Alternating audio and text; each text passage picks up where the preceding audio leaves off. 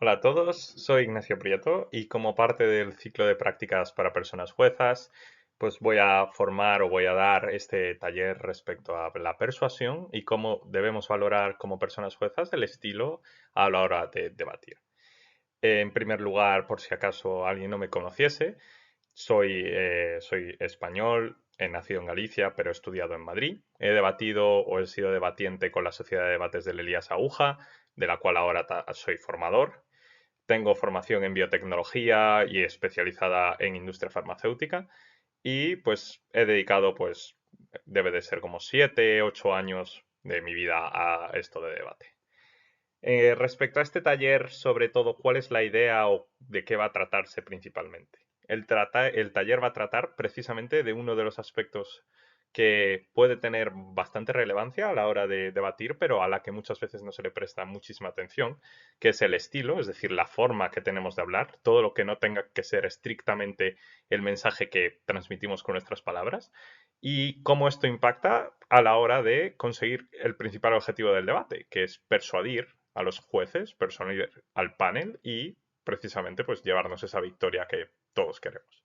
Entonces, va a estar siempre centrado desde el punto de vista de por qué debería importarnos el estilo a los jueces y a las personas juezas, pero esto no significa que no sean consejos también útiles que puedan aplicar cualquier debatiente o cualquier persona que quiera mejorar su estilo a la hora de debatir o tenerlo en cuenta si era una cosa que antes no tenía en cuenta.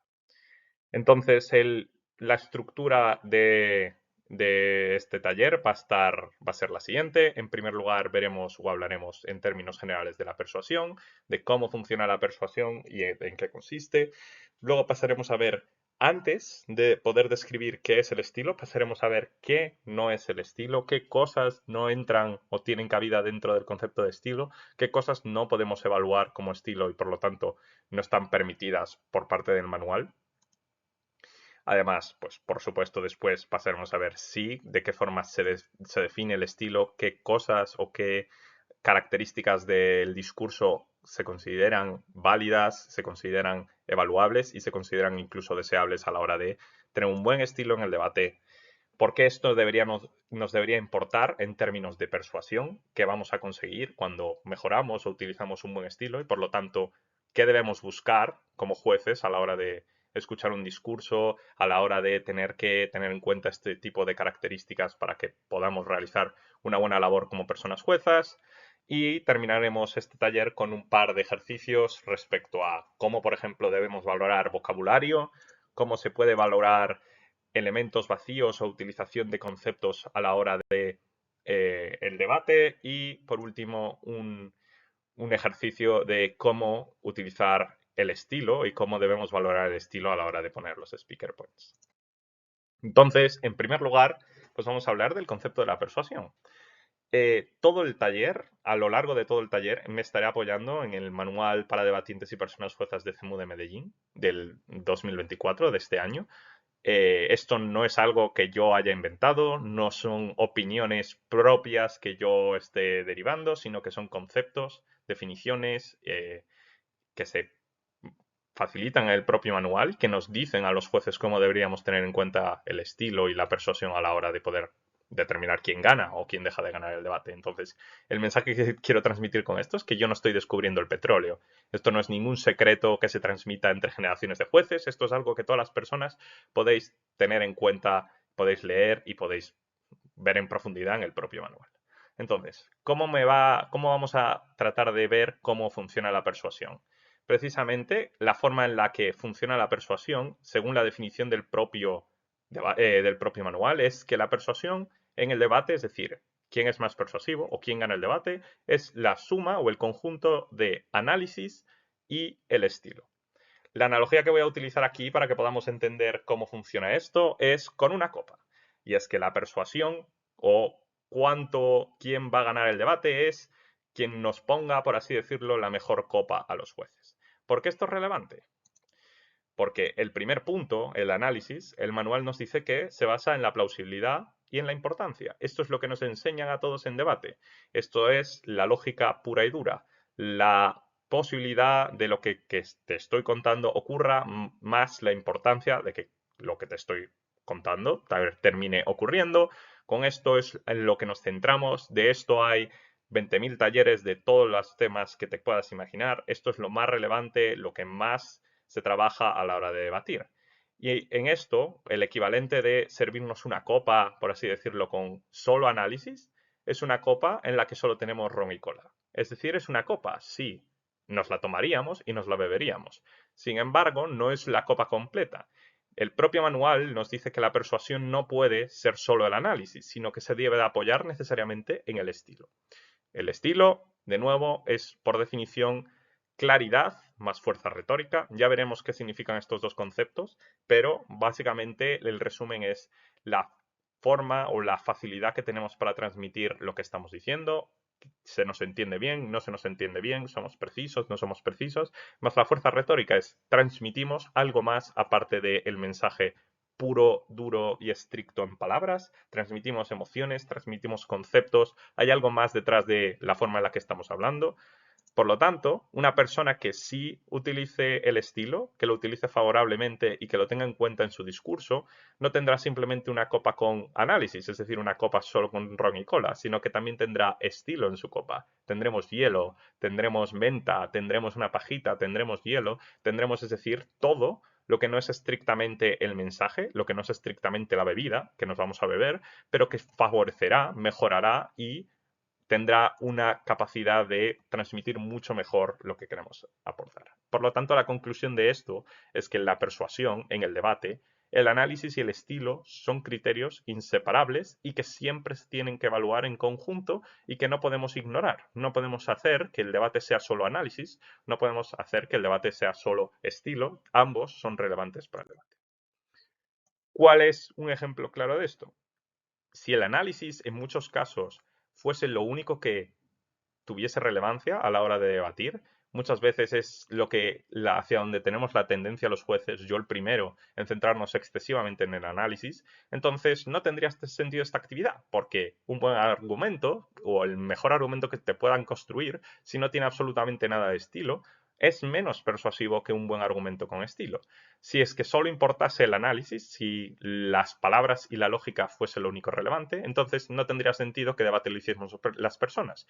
Entonces, debate sería una actividad de programadores donde el que pueda programar la mejor inteligencia artificial, que sea capaz de pensar los mejores argumentos en el menor tiempo posible, sería el ganador, porque solo importaría la lógica pura y dura y los ordenadores son infinitamente mejores que nosotros a la hora de pensar y utilizar lógica.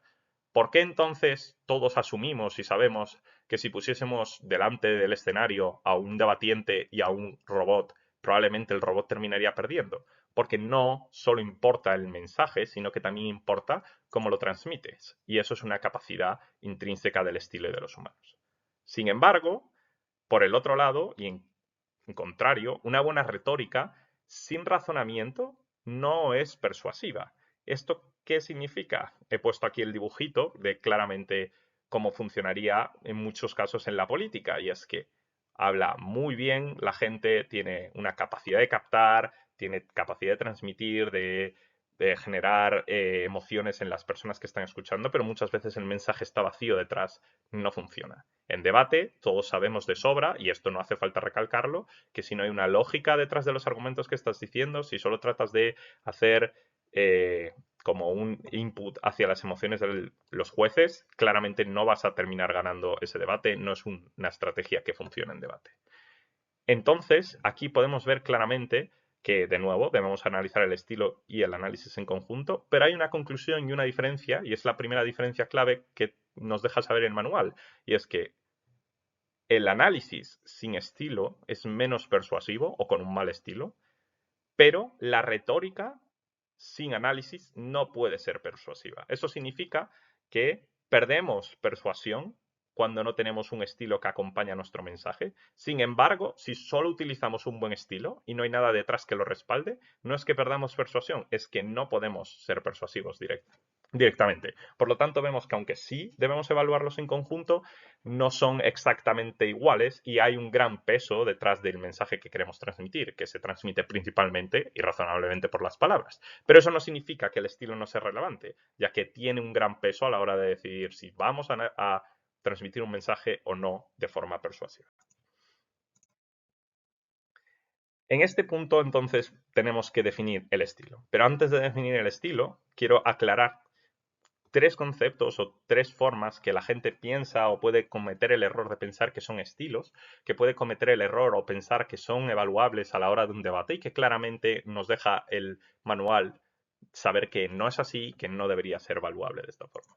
En primer lugar, no es estilo la forma o lo que a mí me gusta. Es decir, la forma que tiene la gente de hablar en mi circuito de debate. Una persona que habla de forma súper particular y que a mí me gusta muchísimo. Lo que yo considero, porque a mí me lo enseñaron así, que es hablar bien o hablar bonito y todo este tipo de cosas. Eso no es un estilo variable. El propio manual ya nos deja saber que los estilos son súper subjetivos, que hay muchísimas formas de tener un buen estilo, que es incluso internacional, variable con las propias culturas diferentes que hay en el propio CEMUDE. Por lo tanto, no puede ser un concepto que cada juez aplique de forma subjetiva. Esta persona me parece que habla bonito, este no habla bonito. Entonces, tenemos que intentar objetivizar lo máximo posible el estilo. Veremos luego de qué forma el manual trata de hacerlo. ¿Qué tampoco es estilo? Lo que he denominado en este punto como elementos vacíos. Es decir, frases hechas, frases famosas, memes, referencias del circuito, es decir, como de personas del circuito o de cosas que se hacen en el circuito o de algún vídeo que me vi, de algún taller que vi de la final de Worlds, de la final de CEMUDE del 2015, todo este tipo de referencias sin ningún tipo de contexto, que no tienen por qué conocer los jueces y que incluso si las conocen no aportan como estilo per se. También hay frases o conceptos de metadebate que no son estrictamente considerados como estilo. No hay una diferencia por utilizar delta en vez de cambio, no hay una diferencia por decir comparativa en vez de decir la diferencia entre mi argumento y el del contrario, no hay una diferencia por decir caracterización en vez de voy a describir. Todo este tipo de conceptos de metadebate son útiles, pueden ayudar por economía del lenguaje, pero no necesariamente son mejores que la contraposición de utilizar el lenguaje. Por lo tanto, una persona que utiliza estas palabras no tiene mejor estilo que una persona que no automáticamente. Y por último, y esto es un error que muchas veces cometemos muchos debatientes, es vocabulario complejo sin sentido. ¿A qué me refiero con sin sentido? Y es que el vocabulario complejo puede servir porque es más preciso, transmite mejor las ideas y en contextos determinados son las palabras adecuadas que tenemos que utilizar para poder hacer argumentos complejos, pero si simplemente estoy utilizando palabras largas, palabras complejas, palabras arcaicas o que suenan como muy sofisticadas por el hecho de usarlas y para sonar bonito, eso no aporta estilo al mensaje y no está transmitiendo absolutamente nada. El vocabulario, ya veremos, hay que utilizarlo con un contexto. Y por último, y esto es súper relevante y hace muchísimo hincapié el manual en esto, es que la comprensión estrictamente no se considera estilo. Luego veremos que puede llegarse a considerar, pero en dos puntos fundamentalmente, y es que el acento no determina el estilo. CEMUD es un torneo internacional, hay muchísimos acentos distintos y por lo tanto que una persona tenga un acento que a priori a mí me puede costar más comprender, no significa que tenga peor estilo que alguien que yo le comprenda mejor y una gran velocidad tampoco significa automáticamente un peor estilo. Ojo, la velocidad veremos que luego podría implicar que puede ser un mal estilo si es tan grande que impide la comprensión de lo que estamos diciendo, pero una persona que habla muy rápido no tiene un peor estilo automáticamente que una persona que habla normal y una persona que habla muy lento tampoco tiene un peor estilo necesariamente. Dependerá del contexto, dependerán de las ideas que están transmitiendo y de otras muchísimas más cosas que veremos, pero precisamente esos dos conceptos deja el manual claramente sin duda que no pueden ser penalizados.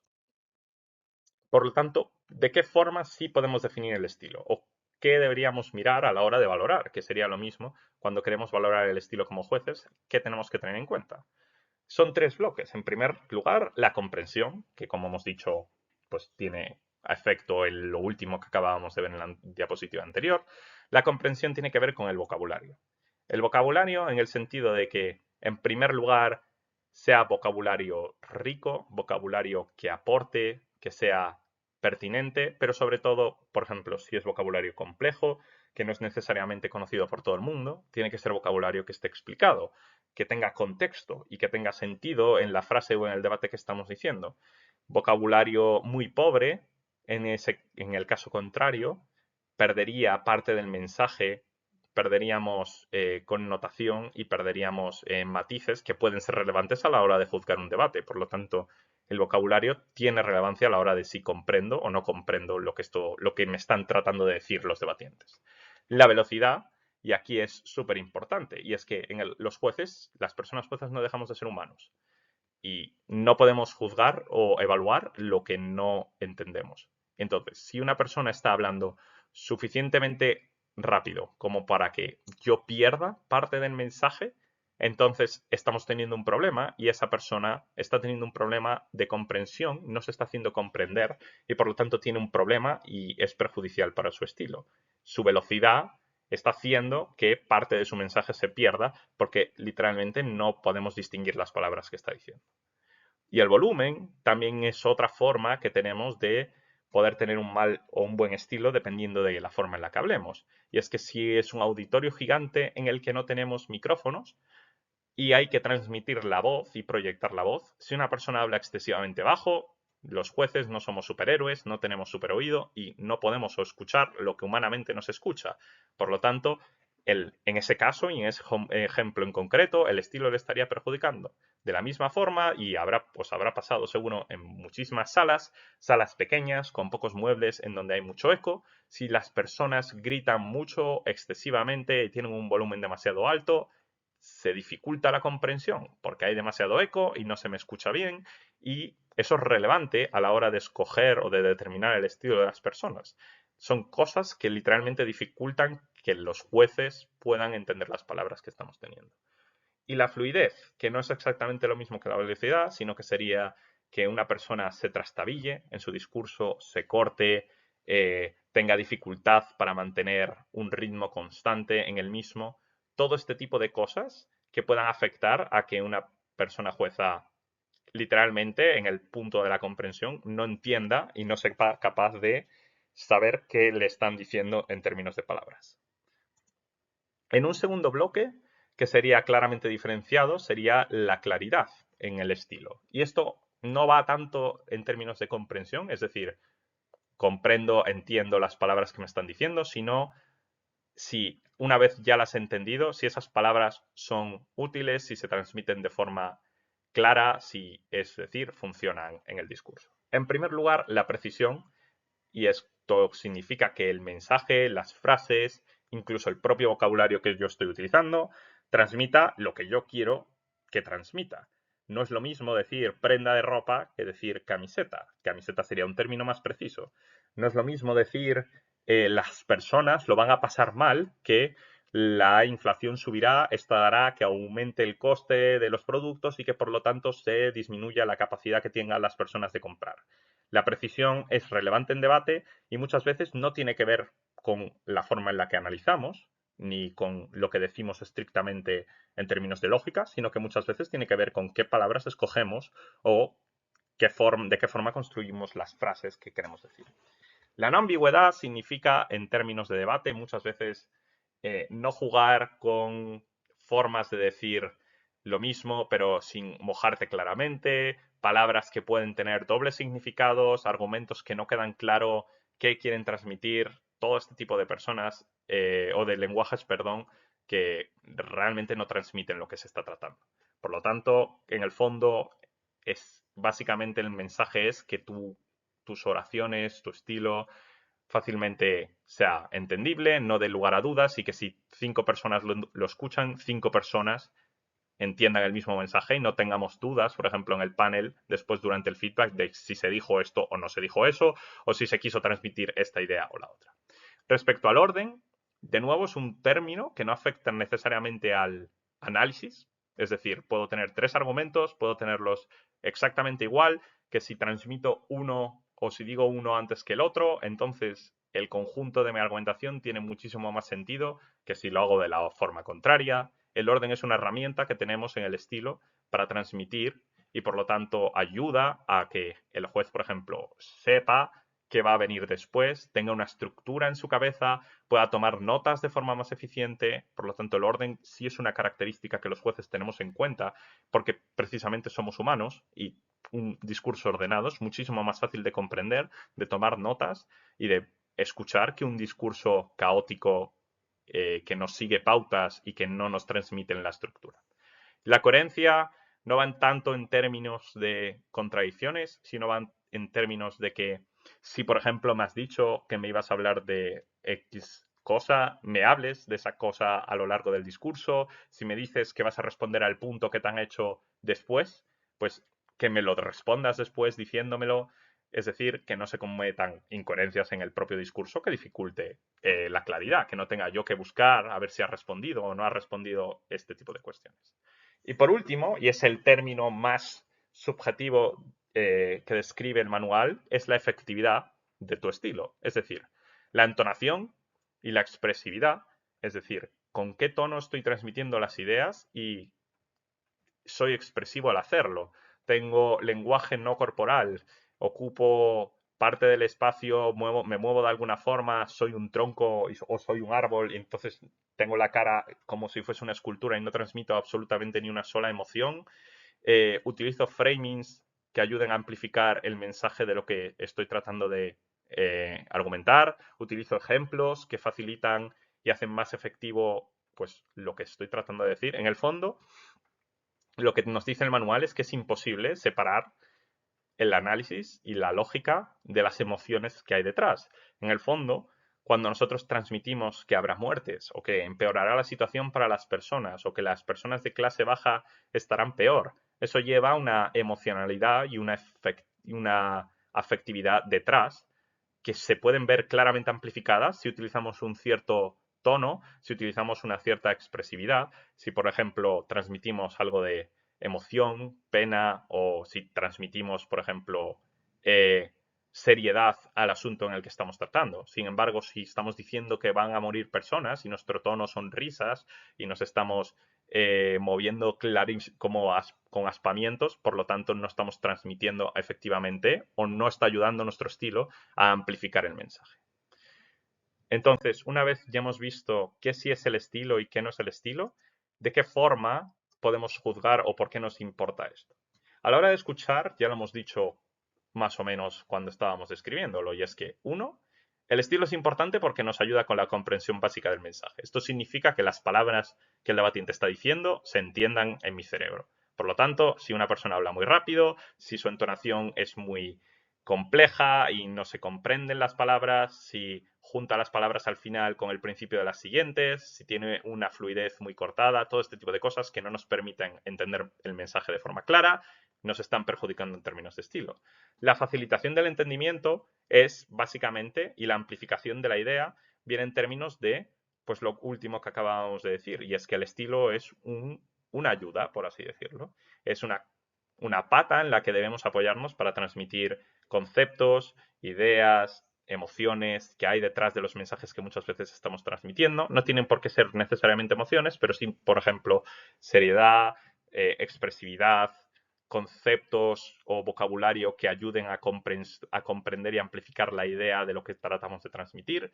Y esto es relevante para los jueces a la hora de escuchar, pues no dejamos de ser humanos. Por lo tanto, una persona que utiliza adecuadamente el estilo, que sea capaz de modular su voz, que utiliza entonación, que utiliza pausas, que sube el volumen cuando está diciendo algo relevante y lo vuelve a bajar cuando vuelve a pasos menos relevantes de su discurso, todo esto ayuda al mantenimiento de la atención y a enfatizar la importancia. Es mucho más útil para un juez que que se module la voz a la hora de los puntos más relevantes del discurso que simplemente nos digan, panel, tomen nota, esto es importante. Si eso no va acompañado de un buen estilo, se está perdiendo esa efectividad. Y a la hora de juzgar, es decir, a la hora de decidir quién ha ganado ese debate, tenemos que tener en cuenta que objetivamente nos dice el manual que no podemos dar preferencia a los estilos que coincidan con nuestros gustos, pero que sin embargo sí tenemos que tener en cuenta que el estilo y la forma en la que una persona ha hablado tiene un impacto en la persuasión de ese discurso E incluso es muy relevante a la hora de evaluar los speaker points, como veremos más adelante en los ejemplos, y es una cosa que muchas personas se olvidan. Es decir, no estamos evaluando en discursos escritos por robots, no estamos evaluando redacciones que nos han entregado los debatientes, estamos evaluando discursos y los discursos tienen asociadas la forma de hablar de las personas que los han hecho. Por lo tanto, debemos tenerlo en cuenta. Esto, lo que hemos dicho, es un poco genérico, es decir, el manual en términos estrictos no se moja a determinarnos cómo deberíamos valorar un buen o un mal estilo, sino que nos dice que considera objetivamente estilo, que no considera objetivamente estilo y no cabe a la hora de evaluar, pero no nos da muchísimos apoyos. Por lo tanto, esta parte final del taller van a ser ejemplos donde podemos tratar de ver de qué forma, cuando somos jueces y somos personas juezas y estamos en el fragor del debate, de qué forma tendríamos que tenerlo en cuenta, cómo se ve esto o cómo se transmite en mi labor como jueza y finalmente, en el fondo, lo que queremos saber o el objetivo de este taller es transmitir cuál es la forma correcta de evaluar esto. Entonces, tenemos 3 ejemplos. El primero de ellos sería en torno al vocabulario. Veréis que muchos de ellos son intuitivos, que igual son cosas incluso que hacíais sin saber que las estabais haciendo, pero que es importante clarificar porque hay personas que pueden tener dudas al respecto o que muchas veces no sabríamos cómo actuar. Si nos vemos con esta moción, esta casa cree que el Fondo Monetario Internacional debería condonar todas las deudas de los países en desarrollo. Y somos primer gobierno y tenemos que caracterizar al Fondo Monetario Internacional. Si yo quiero hacer una buena caracterización, es decir, quiero empezar bien el debate, no me sirve con definir el Fondo Monetario Internacional de la forma que me parezca a mí mejor. Hay una forma y hay vocabulario que me puede aportar y ayudar a construir argumentos más adelante, y hay vocabulario o formas de definirlo que sí cumplen el check de una definición, pero que no acompañan y que si nuestro argumento era un 7, se quedará como 7, sin embargo, con un buen vocabulario podríamos tener un mejor argumento. Si estamos juzgando este debate y nos dicen que el Fondo Monetario Internacional es un grupo que presta dinero y da consejos a los países cuando tienen problemas con su economía, y en el fondo lo que hace es ayudar a mantener el dinero del mundo estable, pues es una definición correcta. Aquí no hay ninguna mentira y no podemos decir que esto está mal en términos objetivos. Sin embargo, esta definición que utiliza vocabulario pobre nos puede entorpecer la comprensión del mensaje, porque cuando este equipo vaya a argumentar más adelante que las funciones del Fondo Monetario Internacional, por lo tanto, son muy relevantes y sí se debería condonar esta deuda para que estos países puedan funcionar de X formas, si no comprendemos los matices de la forma en la que actúa el Fondo Monetario Internacional, pierde relevancia el mensaje que nos están tratando de transmitir. Sin embargo, si primer gobierno se levanta y nos dice que el FMI es una organización internacional que promueve la estabilidad financiera global, facilita el comercio internacional y combate la pobreza, y lo que hace en el fondo es ofrecer asesoramiento económico y financiamiento a países con problemas financieros para fomentar el crecimiento económico sostenible, por lo tanto, esta definición sí nos ayuda a comprender el debate. Esta definición utiliza vocabulario rico que transmite matices que puede ser relevante para los argumentos. Nos dice, por ejemplo, que ofrece asesoramiento económico y financiamiento, cosa que la anterior definición no nos dejaba saber. Nos dice que fomenta un crecimiento económico sostenible, que no es lo mismo que garantizar la estabilidad. Es decir, nos da conceptos que nos ayudan a comprender de forma más precisa y específica las funciones del FMI y que, por lo tanto, cuando vaya a hacer un argumento posterior a la hora de decir pues que el FMI debería efectivamente condenar esas deudas porque tendrá este impacto, si un juez comprende mejor cuáles serán las funciones del FMI, tendrá una mejor capacidad y el estilo, por lo tanto, habrá ayudado a que el mensaje que se trata de transmitir se transmita mejor. Este ejemplo es muy sencillo, pero es simplemente una de las ideas en las que el vocabulario nos puede ayudar. Hay 1000 otros ejemplos donde el vocabulario puede ayudar o incluso ser perjudicial para la comprensión del debate. Entonces, no os quedéis simplemente con esta idea. La idea es que dependiendo de lo bien que utilice ciertas palabras, vocabulario complejo, accesible, pobre o no, un debatiente puede afectar o no a su estilo como debatiente.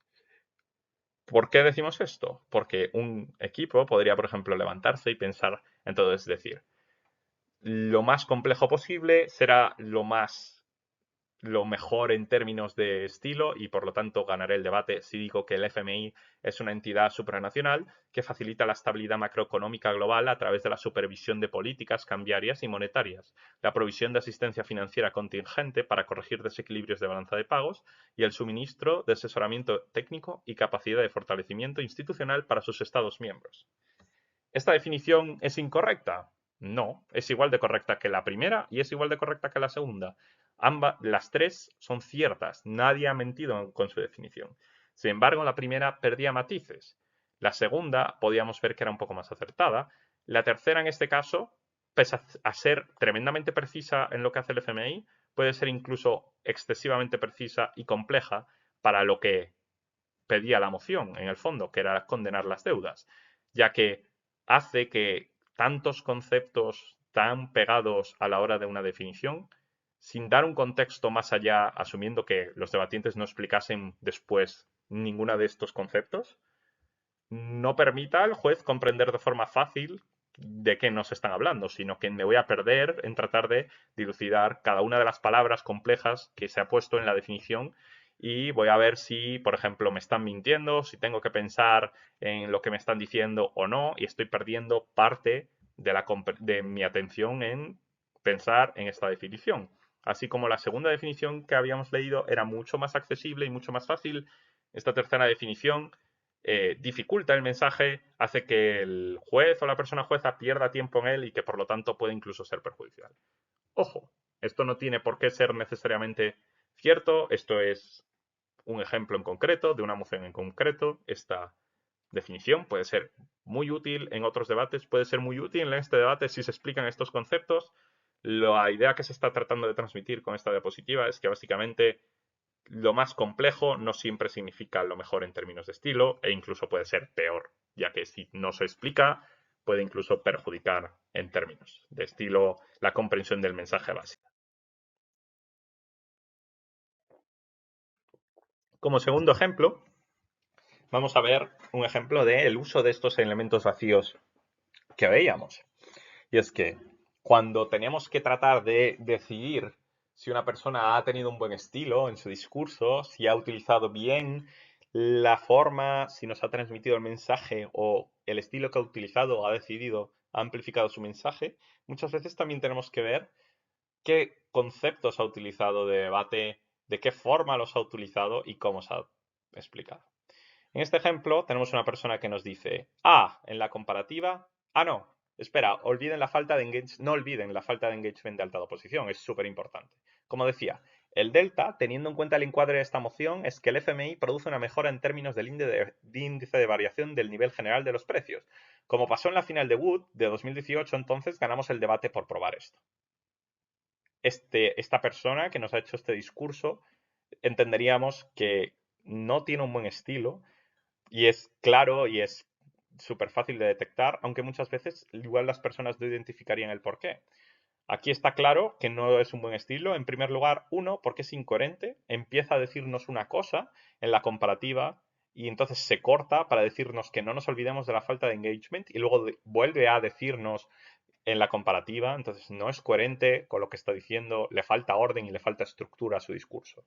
En segundo lugar, abusa de palabras de debate que no necesariamente tienen por qué ser mejores. Cuando nos dicen el delta teniendo en cuenta el encuadre, no es una frase que sea mejor que decir la comparativa, la diferencia, teniendo en cuenta que lo relevante en esta moción era X.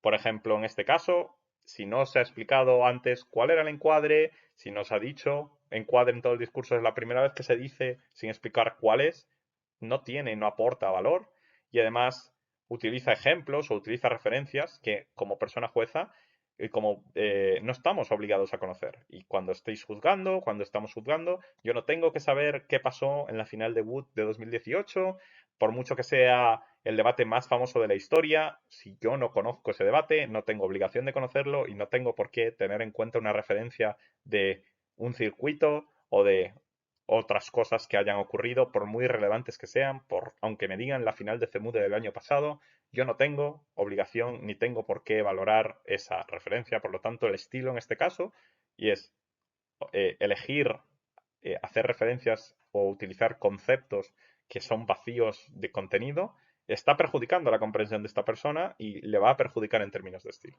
Sin embargo, una persona o un debatiente que nos diga, en esta comparativa, debemos considerar el delta entre las condiciones económicas de los países antes y después de recibir la asistencia del Fondo Monetario Internacional.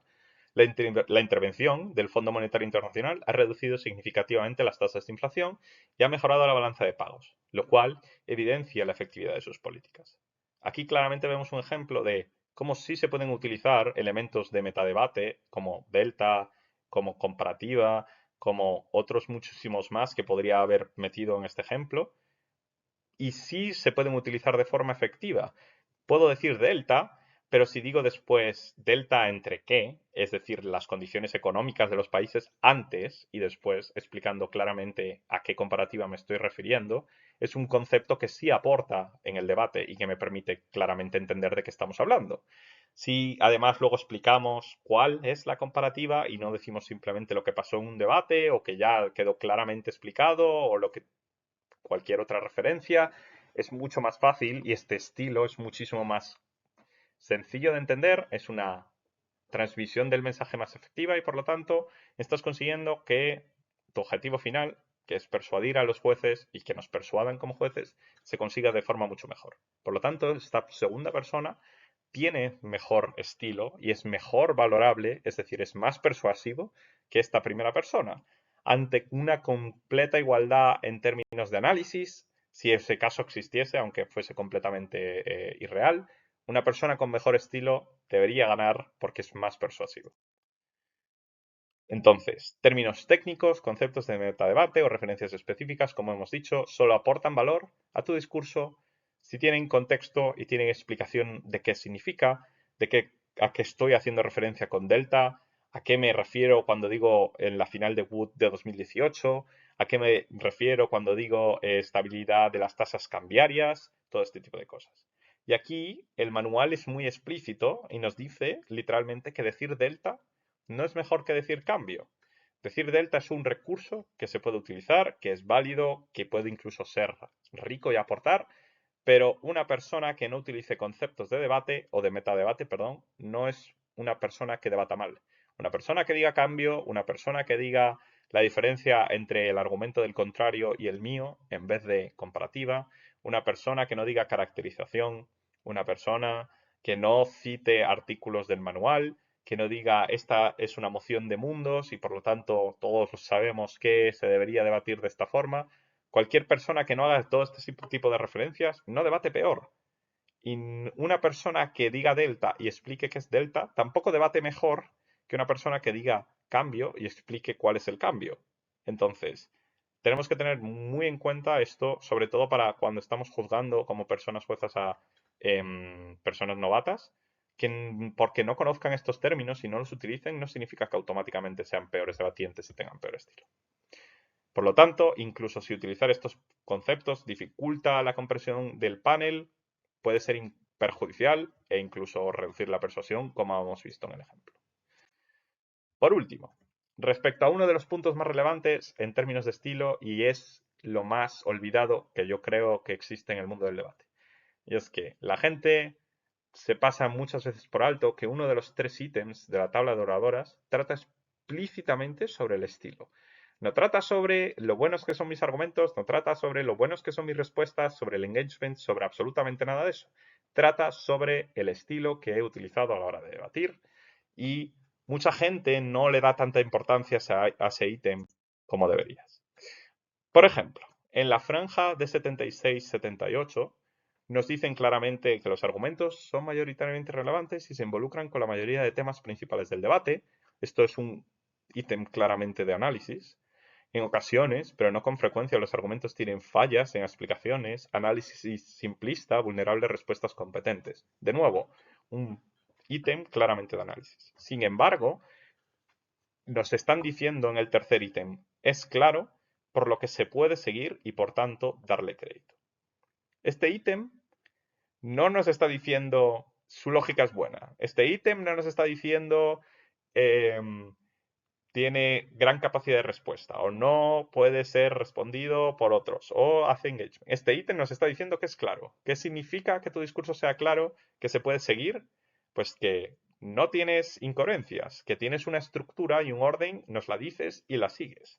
Que utilizas buen lenguaje, que haces pausas, que tu ritmo es el adecuado, que utilizas la entonación para favorecer la comprensión del discurso, que por lo tanto en el fondo todo lo que hemos visto en este taller está comprendido en este tercer ítem, en la claridad de tu discurso, todo lo que favorezca que se pueda seguir y que se le pueda dar crédito a los dos ítems primeros.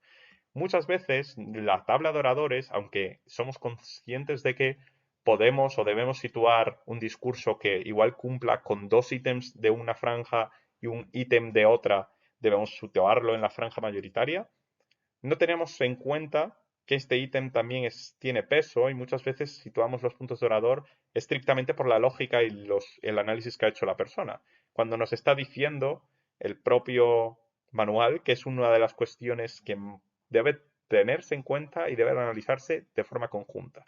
Otro ejemplo sería en el bracket del 70-72 y es que nos dicen que a veces es difícil de seguir y por tanto dar crédito a la totalidad del discurso.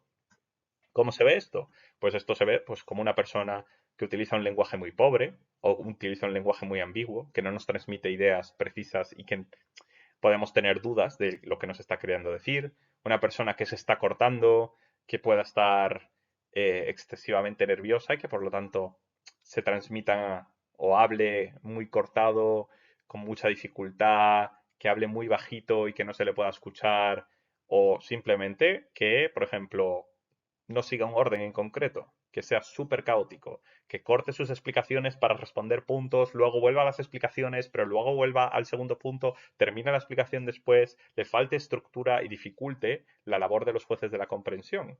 Esto todo tiene cabida en este punto, lo cual significa que muchas personas que tengan discursos que igual encajan con ítems superiores, es decir, con buenos argumentos y con argumentos con fallas lógicas, pero no muchas, es decir, franjas más superiores, pero que tengan una poca claridad, deberían ver que esto tiene efecto en sus speaker points. Debería bajar los speaker points y no debería analizarse de forma aislada el análisis y como la lógica era buena en el fondo, si te esfuerzas mucho por comprenderla, lo terminas sacando, sino que si ese esfuerzo se ha tenido que hacer, entonces ese esfuerzo debería verse en forma de un mal estilo perjudicado en speaker points.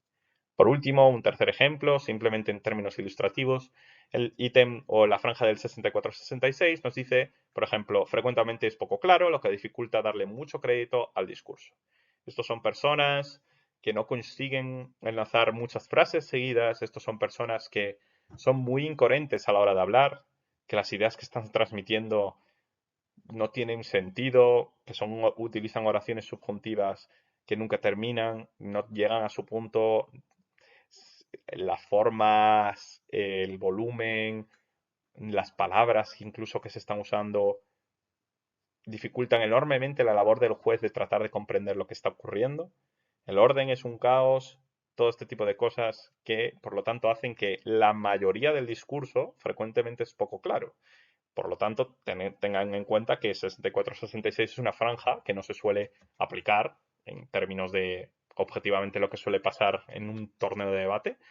Por lo tanto, no es normal que una persona sea frecuentemente poco clara. Es un caso más, no diría extraordinario, pero no es lo común en términos de un torneo de debate. Pero sí que puede pasar y si una persona tiene todas estas dificultades, tendremos que tenerlo en cuenta y no simplemente analizar o tratar de hacer un esfuerzo súper grande por analizar su análisis, por ver o evaluar su análisis y en términos de lógica, qué es lo que ha dicho. Si tuviese entonces que hacer la conclusión de este taller, en el fondo el mensaje que me gustaría que se llevase la gente que lo ha visto hasta este punto es que el estilo, por, por definición, es una herramienta que nos ayuda a amplificar el análisis. El análisis es todo lo que hemos dicho que los debatientes utilizamos en términos de lógica y de palabras y de pura evaluación de lógica. El estilo, por lo tanto, es nuestro amplificador y nuestra ayuda para hacer que eso mejore. Tenemos como personas juezas que objetivar al máximo la valoración de este estilo de la forma que nos indica el manual y como hemos visto a lo largo de todo este taller. No podemos dejarnos basar por nuestros criterios personales y lo más relevante a la hora de evaluar esto como persona jueza es que al final en speaker points tengamos cuenta que la persuasión sí se ve afectada claramente por la estructura, la claridad y la forma en la que hablan las personas. Muchas gracias y si tuviesen cualquier duda, pues me pongo a disposición, me podéis hablar por cualquier contacto personal, cualquier forma, cualquier red social que consigáis si queréis preguntarme cualquier cosa de este taller. Muchas gracias.